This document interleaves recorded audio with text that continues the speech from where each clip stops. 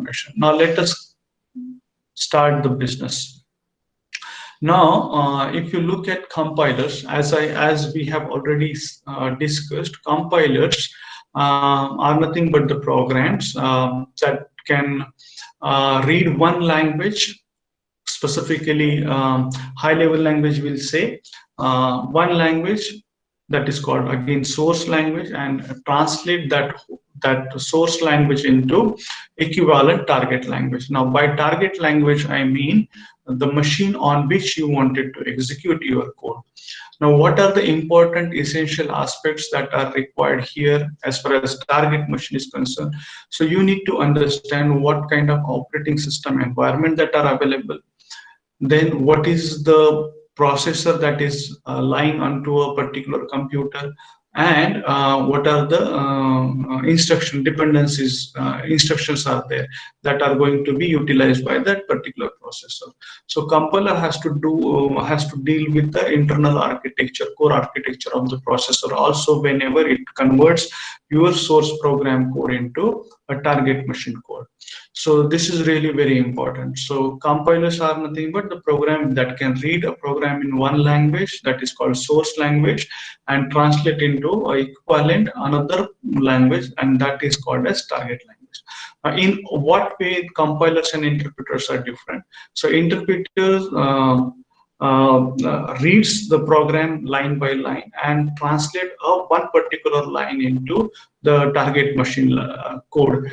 Once the target machine code is being converted, it will shift to the next line and pass the next line accordingly. So in that particular way, if you look at compilation and executions in concern, both are going to be the same, but compiler is usually much faster than interpreter at the mapping of the inputs to the outputs. Compiler is much faster, and interpreter, however, usually give better error diagnostic. Because why better error diagnostic? Because when you write a line into your program, immediately that line is being checked. Now, for example, if you have written an expression a plus equals to, if you written a plus equals to 1, so what it means, a plus equals to 1 means a is equals to a plus 1. So like this has to be immediately being passed. So if you say a equals to a plus 1, it means that it is a mathematical, it is an expression. So an expression has two sides, right hand side, left hand side. So if expression has two sides, in that particular case, then you need to build a tree, and you need to check whether the attributes are missing into expression or not. If they are not missing, then you can straight away go ahead with the concept. So translations. So in that way, compiler and interpreter both works together. If you take a case of Java is a programming language. So Java has compiler also, and Java has interpreter also. So compiler for what? Compiling a entire source code into a byte code format, that is target machine code format, and that byte code is being interpreted by Java interpreter. So means here for execution, Java virtual machine plays an important role. So this you need to understand. Okay, now if you look at the typical organization of a compiler, you will find that a typical organization of compiler has certain phases. Okay, so it takes source program, front end, IR stands for intermediate representation, then intermediate representation goes to optimizer, then again optimizer gives you an intermediate representation, and which is being further be supplied to the backend, and where that backend mechanism converts into machine code. Okay, so just to go for just to have a better understanding of this particular concept, let us look at this. Now, if you look at typical C program compiler, you will find that you are giving .c as input. Now, .c input is being given to a compiler. So this is a C compiler, and C compiler will prepare .obj. Okay, then .obj is being given as an input, and then again this input is given to whom? This input is given to compiler itself, and what it produces executable. So if you look at this as an example, you will find that this C program is your source and this is your target. So target is this, source is this. This is .C program. Now this target is further supplied.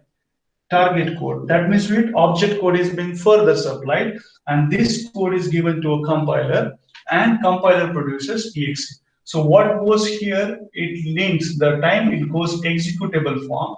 It links all dependencies.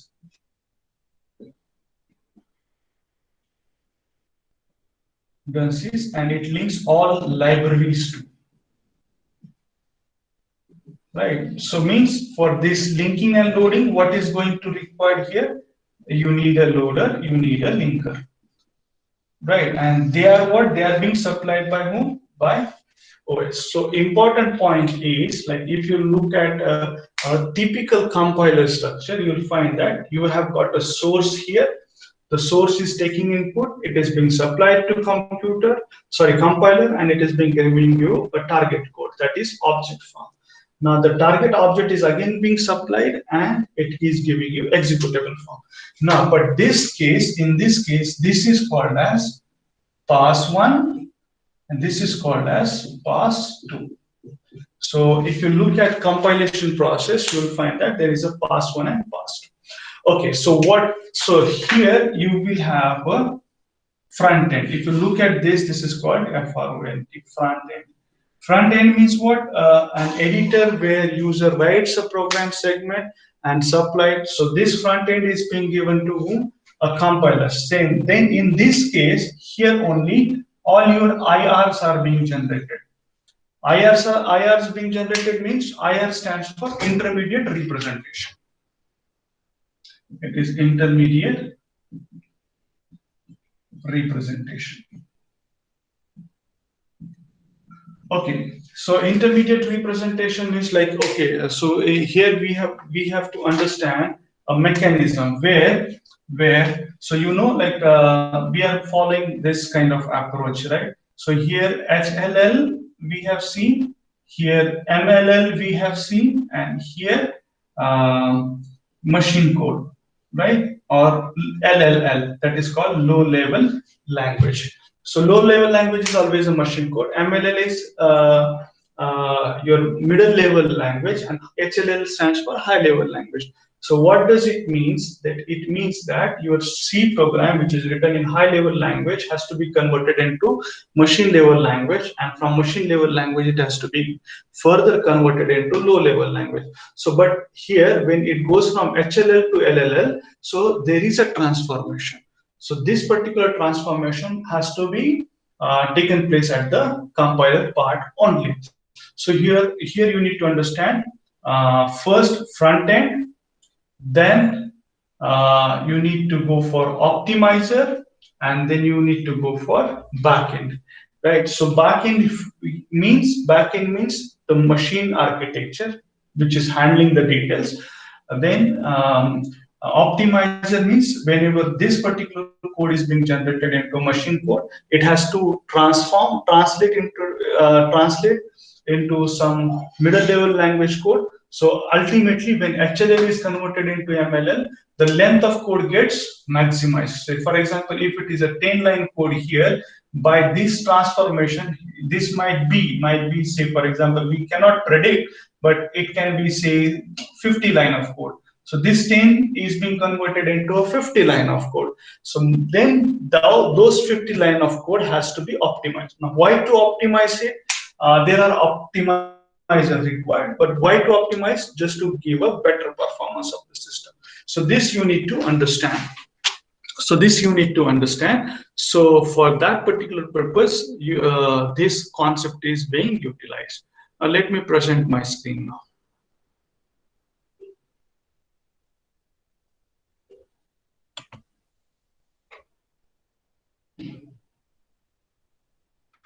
Okay, so I hope you got this concept now. The concept is very easy. Okay, so you got a front end, you got a front end. Front end is always dependent on source language. Now, for example, if you are using C programming, your front end is C editor, which is particular typical blue screen you may go with, or you can say take a case now you are working with Java, though your front end is Eclipse. Okay, so that front end you need to decide, and front end is always depend upon the source language. It needs to perform certain function. Just for the sake of this time, you try to understand that those functions are nothing but the lexical analysis, parsing, and semantic analysis. Parsing means like checking whether the expression is correct or not. So you need to parse that. Okay, so there are two ways to do this. One is syntax parsing, and second is semantic parsing. Syntax means structurally is it correct or not. For example, what means structurally it is correct or not means, say for example, if you are going to write say a equals to a plus 1. So if at all I need to write an expression, then expression must have two sides, left hand side, right hand side. So as a matter of fact, syntax contains two sides, right hand side, left hand side. Then right hand side and left hand side must be separated by equals to sign. So this is a kind of a structure. Then if you look at to the right hand side, the right hand side expression, right hand side must be an expression.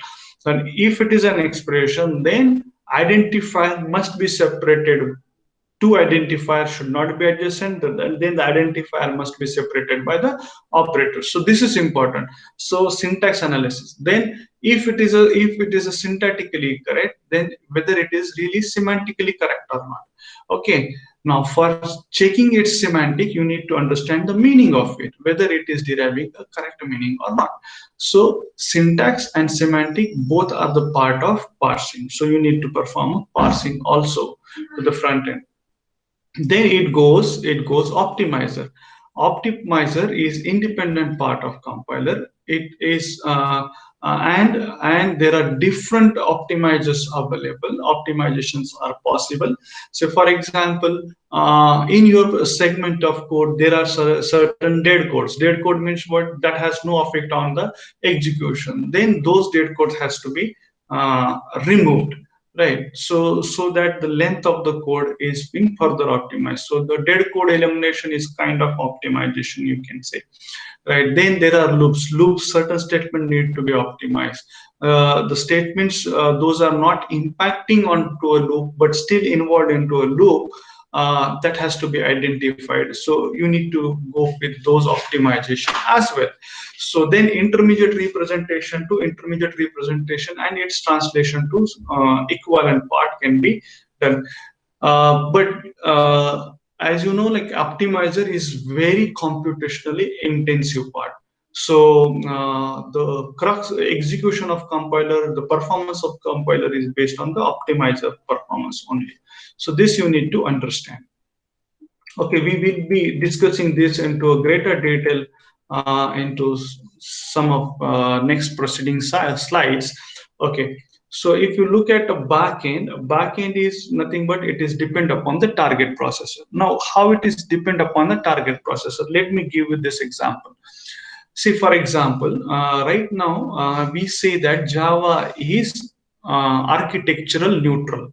Okay, Java is architectural neutral, which means that irrespective of the processor architecture, Java works. That is very nice. But can we say the same term with respect to C and C++? No, we cannot say the same terms with C and C++. Now, question is why? Why? The answer is the time you are going for compilation process of C and C++, you need to understand the underlying machine architecture also. So for example, underlying machine architecture is say Pentium, right? And you compiled your program onto a Pentium computer, right? Then can you execute this onto a lower version of Pentium? Yes, you can do that, because the higher version always supports to the lower version architecture. Okay, but take a case into a reverse fashion. you have a lower version of Pentium, and you have a program, C program lies onto a lower version of computer Pentium, and you compile that program and you want it to get executed onto a higher version of Pentium. In that case, your program is failed to do that. But this case is not with respect to Java. This is because when you go ahead, Java has completely different mechanism. It's not dependent upon the machine architecture. That is why it has its own compiler and it has own interpreter for executing that bytecode. So this is important. So whenever the machine, like say lower version programs are not able to execute onto a higher version architecture, it is because the instruction set of underlying processor is different. So lower version of Pentium processor, instruction set is different. Higher version of Pentium processor, instruction set is different. So it is like that. So means if you are dealing with 486 computer, the 486 computer code is not being executed on 586 computer, right? So this you need to understand. So it is depend upon the target processor. Then selection of code is also very important. Scheduling of the course is also very important. The kind of registers that you are going to use, that also plays an important role. So selection of appropriate register and allocating those registers as per the need of your program is also very important. Then there are certain optimization called peephole optimization, where a small set of compiler generated instructions are converted into its equivalent instructions. Those are good at performance level. So this particular transformation has to be done at the back end, and then only the target machine code is being generated. Now I hope you have got this particular concept, where we have seen that the compiler organization lies in between source to machine, and how the code is being transformed from source to the machine. So the source to the machine, the code transformation begins. That source is your program, then it is being supplied to the front end, then intermediate representation is going to get generated. Then there comes optimizer. Optimizer optimizes the intermediate representation, and it is being supplied to backend. Backend code is also depend upon the underlying processor architecture. We have discussed that, and the target machine code is generated afterwards. Now, this is an important aspect. Now, we have already seen the flow, right? Organization. Now, but actual structure of compiler, if you wanted to see that structure of compiler, you will find that this structure of compiler converted into basically three main segments. One is called as program recognition, second is called as intermediate code generation, and third is called as code generation, that is called target code generation. So means inherently a compiler has three phases in it. First phase is program recognition, second phase is intermediate code generation, and third phase is code generation. Now, and that code generation, at the end, what is the product is your target code. Okay, now let us try to discuss this, what exactly there. So in case of input, what is going to have a character stream. So character stream means a set of instructions that are being read by the compiler character by character.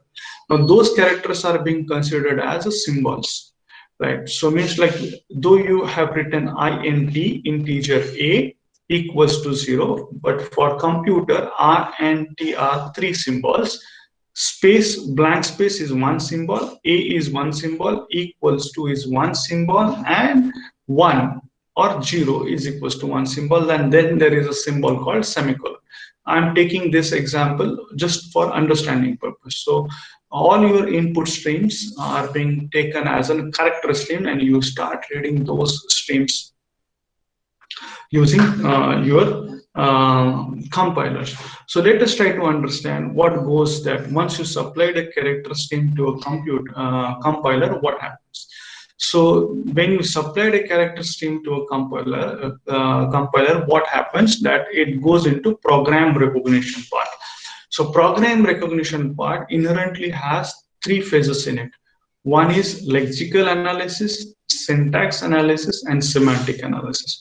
Already I have told you about what is the difference between syntax and semantics. Syntax stands for structure, semantics stands for meaning. Now, in case of lexical analysis is the first phase of a compiler where this particular phase is, that is lexical phase. We'll say program analysis. Program recognition is nothing but what? It is an analysis phase. So in case of analysis phase, what is going to happen in case of lexical analysis? The scanning of program from the first character to the last character of the program is being taken place. That is called as the scanning of the program, and it generates tokens, or we call as it generates lexemes, right? So it generates token, it generates lexemes, and at the same time it updates the symbol table. So symbol table plays an important role. So to the lexical analysis, what is being connected is symbol table. So means what? Whenever the character streams are being provided, the symbols are being generated, those symbols are being updated into a symbol table. Now for example, see, R and T collectively it is of 3-letter word. So I is one symbol, N is one symbol, T is one symbol, but collectively R and T refer to a keyword, right? INT refer to a keyword. So in a symbol table, if your program has this statement like INT integer a equals to 0, in that case INT is one keyword. Okay, so that keyword is being placed into the symbol table. So the purpose of lexical analysis is to scan the program from left up to the right bottom, generates the token and classify those tokens. So token generation and its classification is the responsibility of the lexical analysis. Then for doing so, you have, for generating token, you have different schemes. Right? The one most popular in scheme which is being adopted by lexical analysis is called as input buffering. So input buffering is the concept, right? And we will be dealing with lexical analysis into the more details. So at this point of time, as a matter of fact, for understanding this term, you need to understand these key pointers, that lexical analysis is a scanning of a program from left up to the right bottom. It generates the lexeme, it generates the tokens, it updates the symbol table, and for token generation it has a mechanism called input buffering, and for tracking the token it can be done by the finite automata. Now what are those terms that we will say into the upcoming lectures also. Now next part which comes is like once you generated a tokens, once you updates the symbol table, the next phase which comes is called as syntax analysis. This is also called as parsing. A typical representation of parsed is being generated here, and it is also responsible for defining the precedence of the operation that we will see. I will discuss this to you onto a boards. Okay, so this syntax analysis is going to be done, and the next phase is semantic analysis. Now here we are using the syntax trees, generating the syntax tree, and we are checking the source program for semantic consistency with the language definition. At the same time, what we need to see whether it is grammatically correct or not. And means what? It must have one meaning. One expression must have one meaning. That we need to understand, and we'll see how it can be, right? And at the same time, you need to perform the type checking also. So please try to understand that we are working with the analysis phase. Analysis phase is called as program recognition phase. So whenever the input is given to a compiler, it has first passed to the program recognition phase, where program recognition phase inherently has 3 steps: lexical analysis, syntax analysis, semantic analysis. Right? And what happens into analysis phase? In case of syntax analysis, the purpose is to scan the program from left up to the right bottom, generates the token, and classify those tokens into appropriate classes. This is important. How we can do that, we will see later. Okay, at the same time, it updates the symbol table. The tools that are used for lexical analysis are input buffering and finite automata that we will see. In case of syntax analysis, we also call it as a parsing. It refers to a typical representation of parse tree. So we need to generate a parse tree here, and it also helps us in defining the precedence of the operation also. And this has got again contribution towards generating a meaning of expression also. So for semantic analysis, we need to have a syntax tree which checks the source program for semantic consistency with the language definition and the type checking as well. Okay, so I am going to just go on, switch myself onto a board now, so which will give you a better interaction of this particular concept. Now let us come back to this. Okay.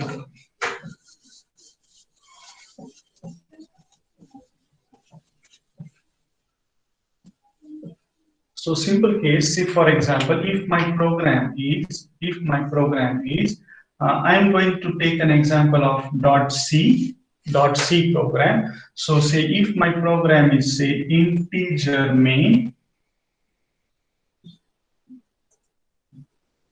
integer a equals to 1, integer b equals to 2, integer c equals to a plus b, and I'm going to write say return c. Okay, so this is the program. This is the C program. If I am going to provide this C program to a compiler, then the first phase is program recognition. So this first phase, program recognition, contains further 3 stages. Out of that, first is lexical analysis. Okay, so what does this do? This reads the program from this, that is from this place to this place. Right, means from left top to the right bottom, whatever it is. So it generates what? It generates tokens. In simple case, it generates a token. Here, the first token you can say here is I. Next token is say second token is N, and third token is T.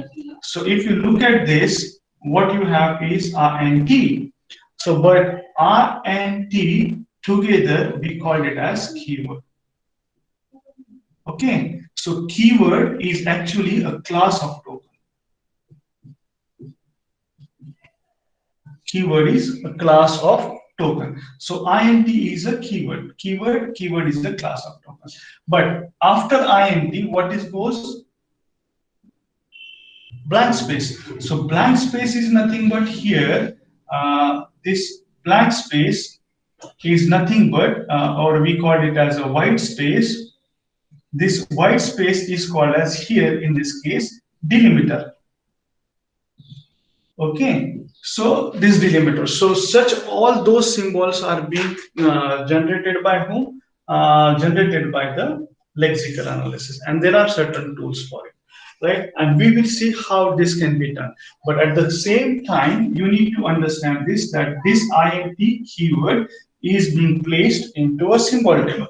Now look at how this is going to be. So if I mark a line number to this, so on to a line number 1, the first is keyword called int. Then there is a delimiter, and then there is an identifier called main. Main is not keyword, so main is identifier. Then on to a line number 2, there is opening curly bracket. On to a line number 3, for example, there is again int. So see, int already you explored on line number 1, int you have got onto a line number 3, int you have got onto a line number 4, int you have got onto line number 5. So which means that int.